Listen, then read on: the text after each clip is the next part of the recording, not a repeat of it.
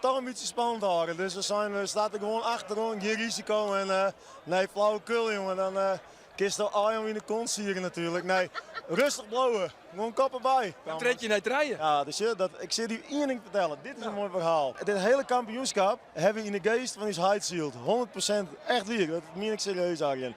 Je hebt er de hele tijd bij geweest. Elke wedstrijd zorg ik naar die foto en dan praat je even met hem. Kom goed, kom goed.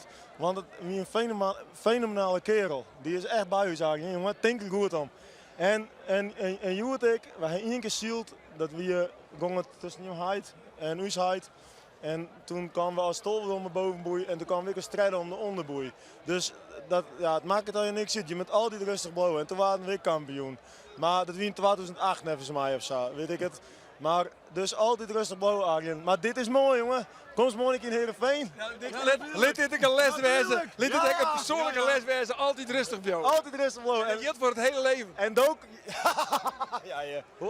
Best een knappe vent trouwens. Nou, dank je. Oké.